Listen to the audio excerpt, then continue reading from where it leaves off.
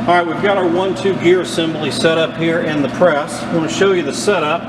I have seen problems with this. This flange is part of the main shaft assembly, and you have to make sure your puller is against the second speed gear and not against the flange. So I've set up my bearing separator. I've got the flat side up so that it's facing the gear, and I've set it with just enough gap to span over that flange on the main shaft and set directly down on the speed gear.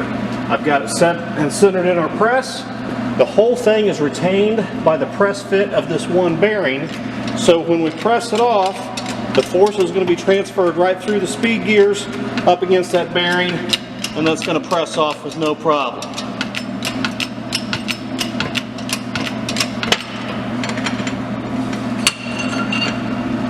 And now our main shaft is free from our first gear and second gear assembly, our 1-2 synchronizer.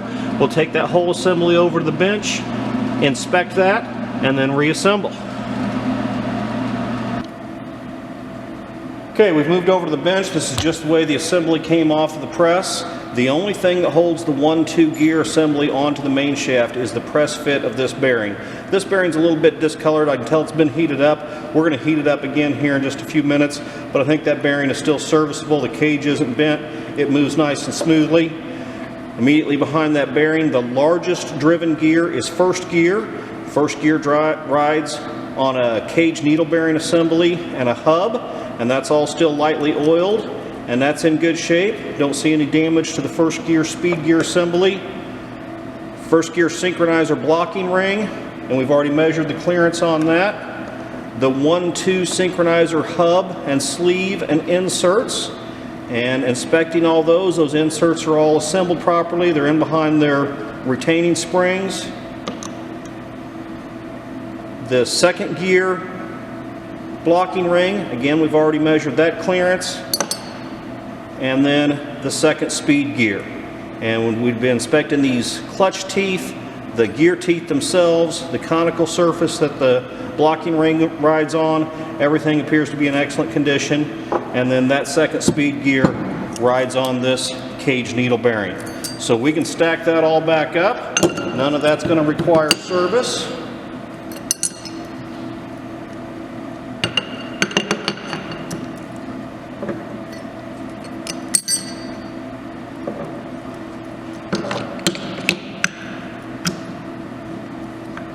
And now all we got to do, we can either press fit, or I prefer to heat and drop this bearing into place. I could take it over to the press. I need to find a spacer that would put all the pressure against the inner race without any pressure on this cage. If we bend the cage, we've damaged the bearing.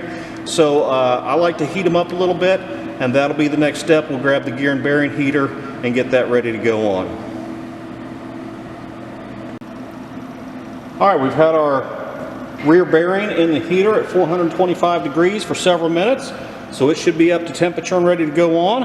I do have a brass hammer and a punch to give it a little bit of persuasion at the end. I've got my leather gloves on. Let's pull this bearing out and see if we get lucky and it just drops right on. And it did fall right on, felt like it went all the way. Now that punch is a little bit big. I don't want to punch on that cage, so I'm going to get a little bit smaller punch. Alright, this punch isn't brass, but it's small enough it'll get right down on the inner race. I know I've got no force against that cage, just making sure that that bearing is fully seated. And as that cools, that'll be interference fit in place, and that'll retain our 1-2 gear assembly.